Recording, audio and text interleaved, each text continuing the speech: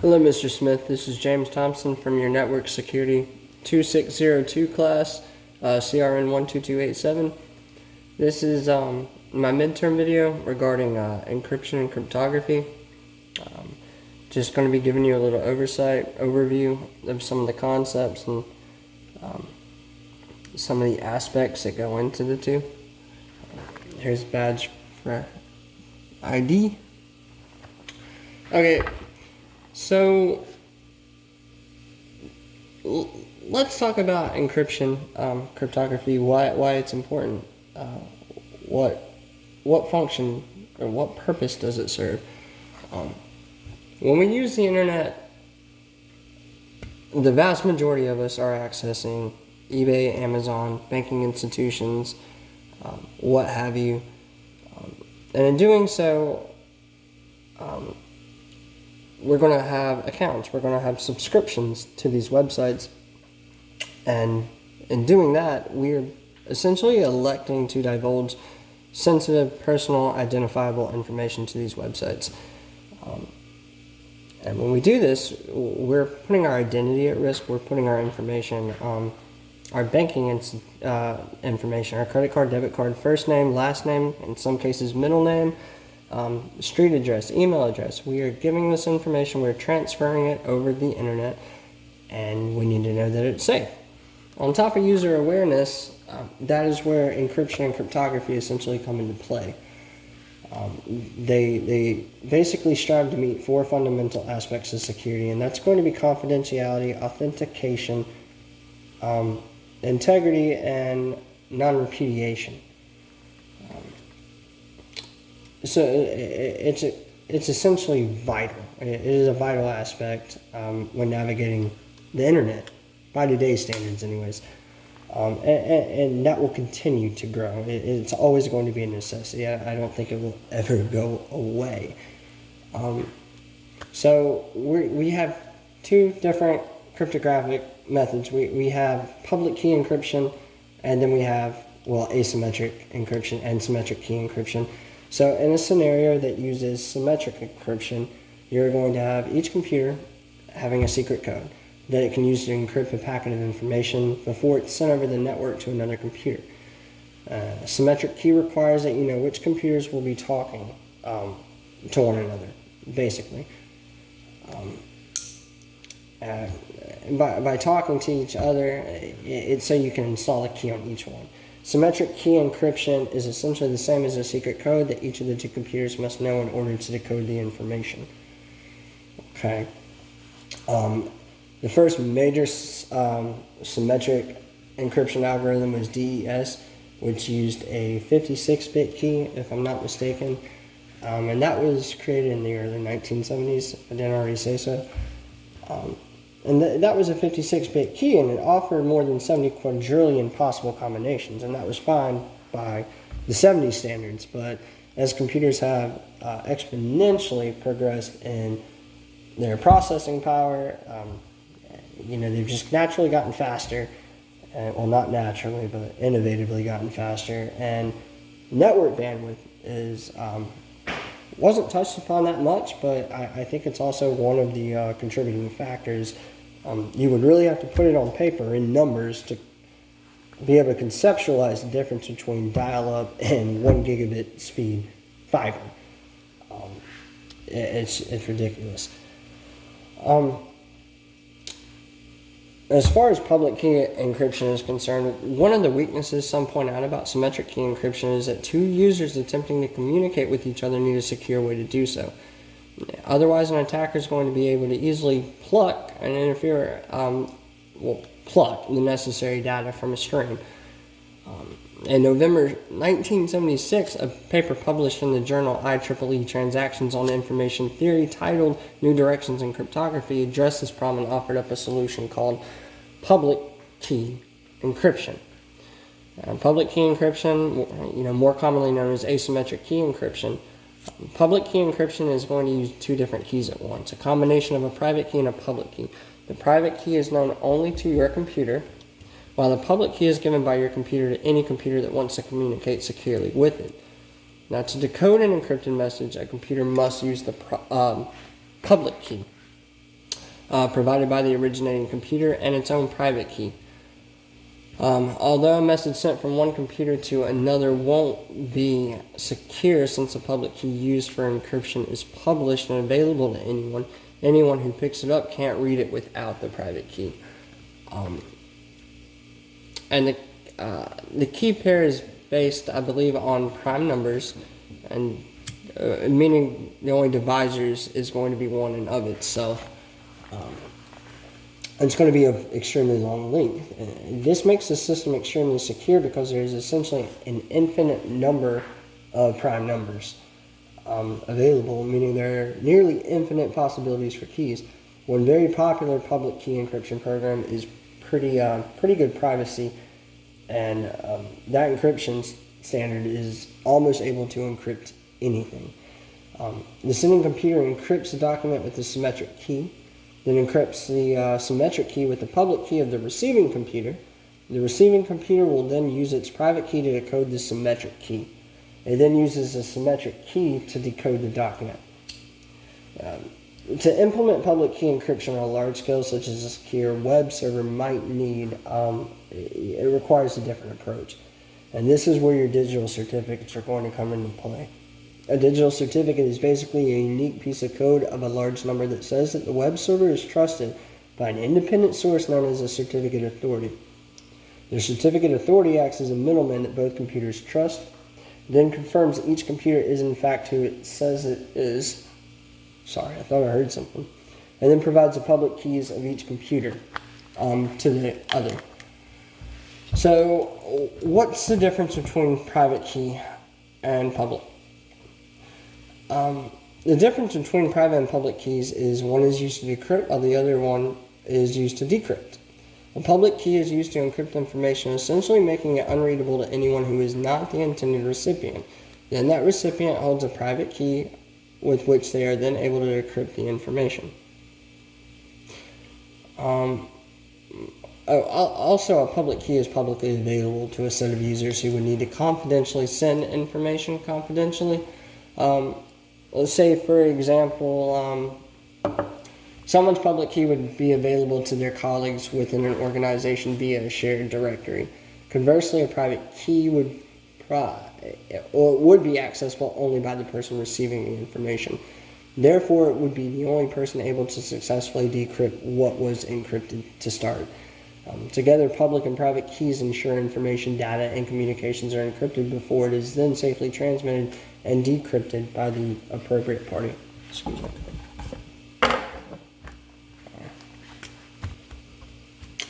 So, next let's talk about how encryption works. A popular implementation of public key encryption is the Secure Socket Layer, or SSL. SSL was originally developed by Netscape, I do believe, and it has since become a part of an overall security protocol known as TLS, Transport Layer Security.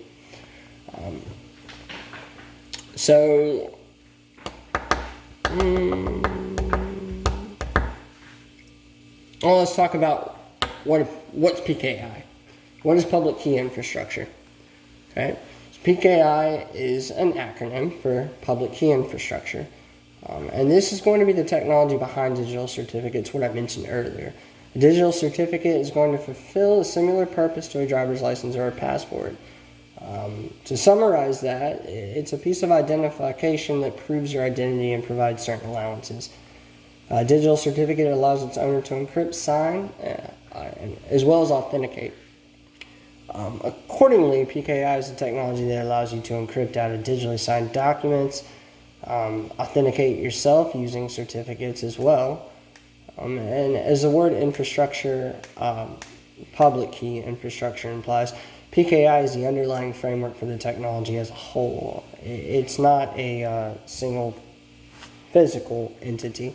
PKI encapsulates various pieces that make up the technology, including the hardware, software, people, policies, and the procedures needed to create, manage, store, distribute, and even revoke digital certificates. An important piece of the PKI technology is the CA, which is going to be your certificate authority. Again, the CA is the entity that issues digital certificates. So more about it. What are the components involved in PKI? There's a number of requirements that businesses have with respect to implementing effective public key infrastructures. I'd probably say first and foremost, if users take advantage of encryption and digital signatures and applications, a PKI is not valuable. Consequently, the most important constraint on a PKI is transparency. The term transparency means, in this situation, that users do not have to understand how the PKI manages keys and certificates to take advantage of encryption and digital certificate services. An effective PKI is going to be transparent. In addition to user transparency, a business must implement the following items in a PKI to provide the required key and certificate management services. That's going to be certificates, repository, revocation, the backups of your keys, recovering those keys. One of the 4 fundamentals I mentioned earlier is going to be non-repudiation of digital signatures. You're going to have automatic update of key pairs and certificates. You're going to have management of key histories, support for cross-certification, client-side software interacting, consistency, and above all else, a trustworthy manner. So, what is the difference between PKI and secure socket layer? While different, they're both certificates-based solutions that establish trust. With certificates issued by a certificate authority, whether it is public trust, SSL, or private trust, PKI, PKI is an entire framework that consists of hardware, software, policies, and more. The PKI also includes a certificate authority, which is what issues the digital certificates to establish trust. Typically, that certificate authority is governed internally according to policies and procedures that align with the security and the assurance levels required of the organization. SSL is one of the top use cases of PKI. It also involves a certificate authority that issues certificates, but it must be recognized by browsers as a publicly trusted CA. And while there are many use cases for PKI, the purpose of SSL is to secure sensitive data transferred via online communications. For instance, online banking, or maybe using e-commerce, performing transactions on e-commerce sites. Some of the most common use cases for PKI is going to be email security, private cloud-based applications, even device authentication, code signing, document, message signing, and virtual private networks. You also have new and emerging use cases. There's been a resurgence of PKI from DevOps related use cases that are driving increased adoption. This is going to be, the adoptions are going to be coming from cloud-based services, consumer mobile, to especially Internet of Things, consumer-oriented mobile applications, bring your own device policies, and internal mobile device management, as well as, again, e-commerce. As far as TLS and its predecessor, SSL makes significant use of the certificate authorities. The way you can identify this, in the top left of your URL box, next to your URL, you're going to have an icon. Hopefully you have an icon. This is going to be a padlock. What this does is it basically signifies that your information is encrypted. To further that, users can even click on that padlock and it will display certain information. Sometimes it will pull when the digital certificate was updated, who it's ran through, what type of encryption software it is, this, that, and the third. I strongly advise anybody browsing a website without a padlock icon present to get off of it. You are being monitored. Probably. All right, that's great. We have public key encryption and private key encryption, but how does it work? It works, well, the majority, based off of a hashing algorithm. The key and public key encryption is based on the hash value. This is a value that is computed from a base input number using a hashing algorithm. Essentially, the hash value is a summary of the original value. The important thing about a hash value is that it's nearly impossible to revive the original input number without knowing the data used to create the hash value.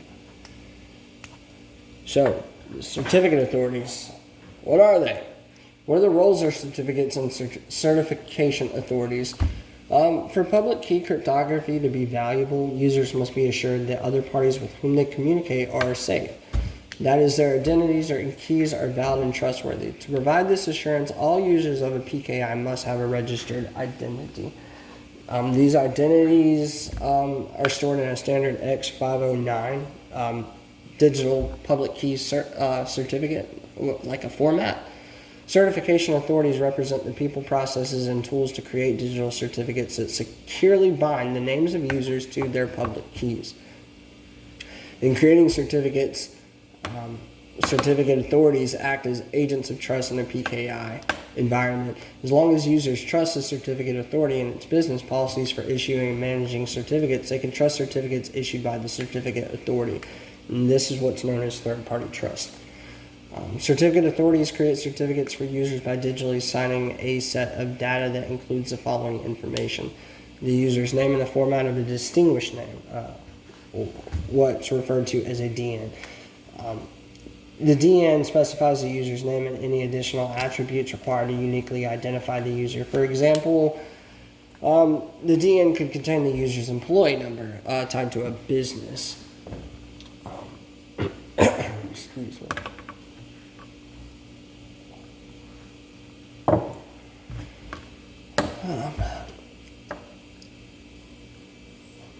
A public key of the user. The public key is required so that others can encrypt for the user or verify the user's digital signature. The validity period or lifetime of the certificate, and this would be a start date and an end date, stating when the certificate and how long. The certificate's signature on a certificate means any tampering with the contents of the certificate will be easily detected. The CIST signature on a certificate is like a tamper detection seal of a bottle of pills. Any tampering with contents of a certificate is easily detected. As long as the certificate authority's signature on a certificate can be verified, the certificate has integrity. That's one of the four fundamental aspects of security that I mentioned earlier.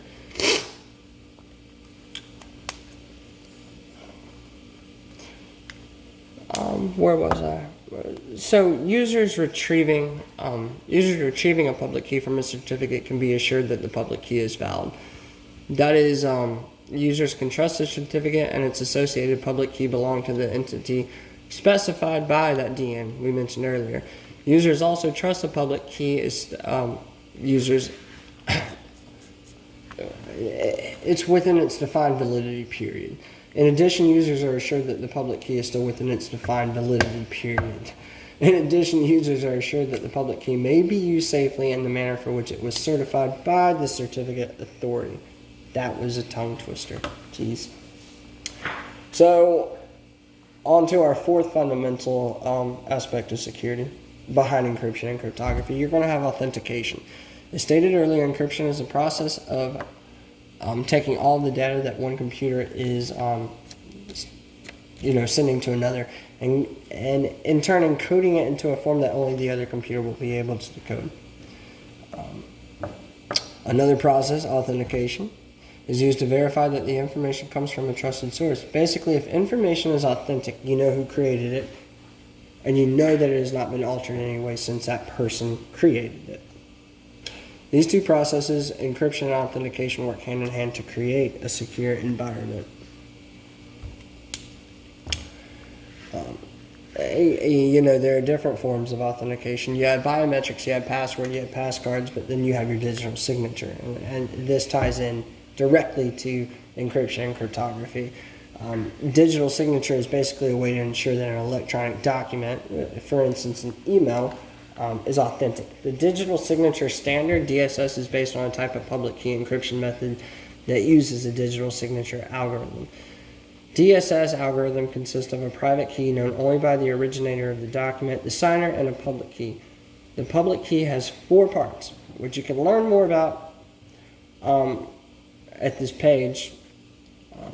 If anything at all is changed in the document after the digital signature is attached to it, it changes the value that the digital signature compares to, rendering the signature invalid. So, what are certificate repositories and certificate distribution?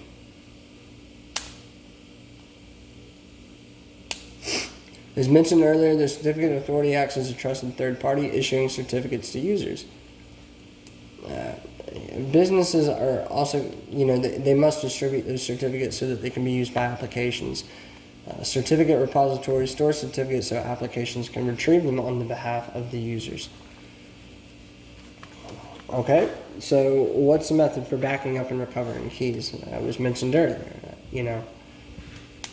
A business must be able to retrieve encrypted data when users lose their decryption keys. This means that the enterprise to which the user belongs requires a system for backing up and recovering the decryption keys. There are 2 reasons why key backup and recovery are so important to businesses. A, users forget passwords. It's going to be potentially catastrophic for a business to lose data when users forget the passwords required to access those materials.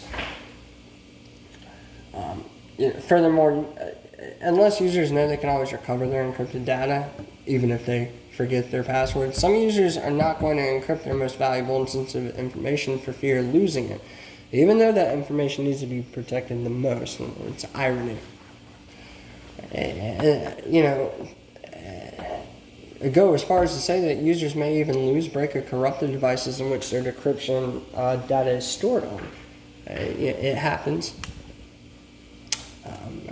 For instance, if a user's decryption keys are stored on a magnetic card, the magnetic field on the card can become corrupted. It happens.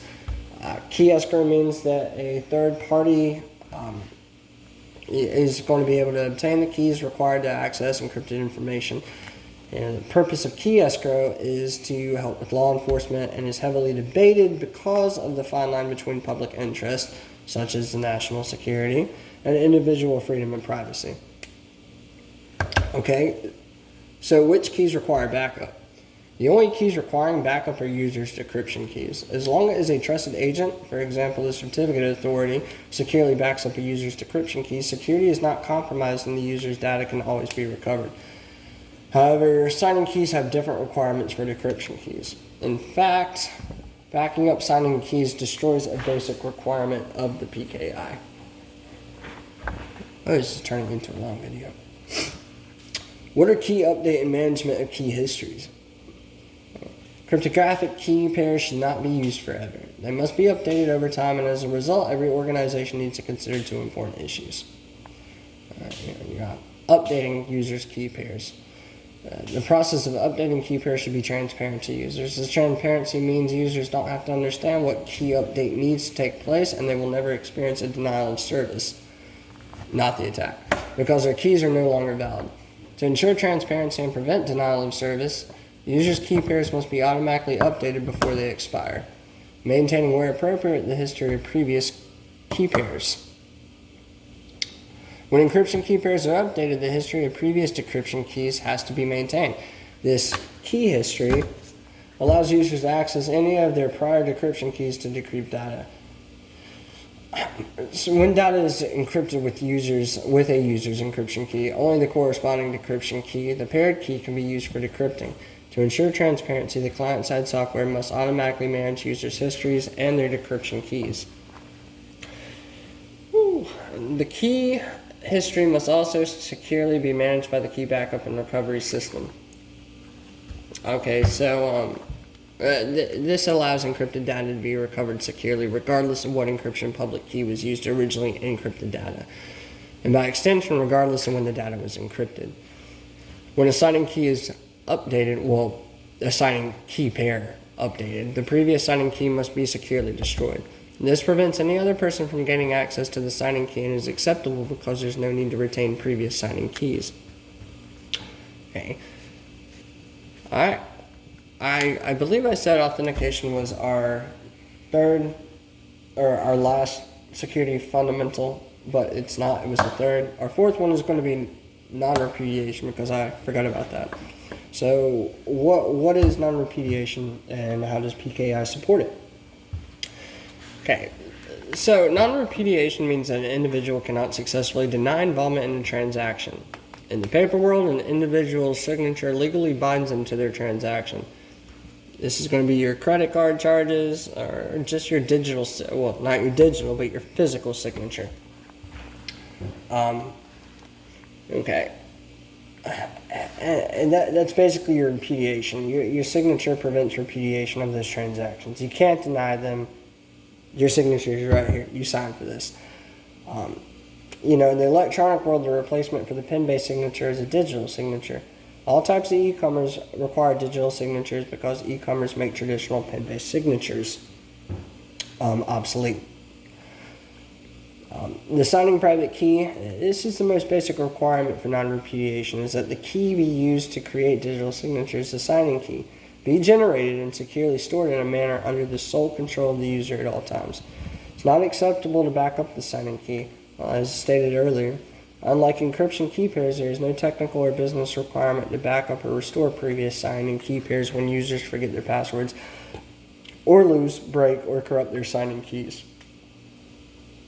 In such cases, it's acceptable for users to generate new signing key pairs and continue using them from that time forward.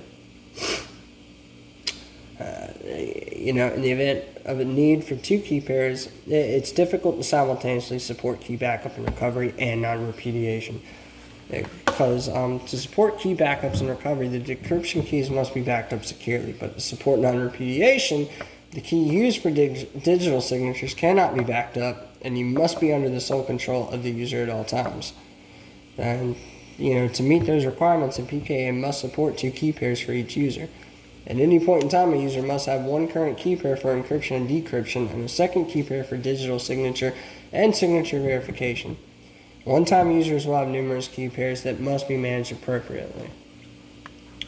And the last tidbit of information I'll talk about is revocation. Now, certificate revocation, in addition to verifying the certificate authority signature on a certificate, the application software must also be sure that the certificate is still trustworthy at the time of use. Now, certificates that are no longer trustworthy must be revoked by the certificate authority, obviously. There are numerous reasons why a certificate may need to be revoked prior to the end of its validity period. For example, the private key, either the signing key or the decryption key corresponding to the public key in the certificate, may be compromised. Alternatively, an organization's security policy may dictate that the certificate of the employee leaving the organization must be revoked.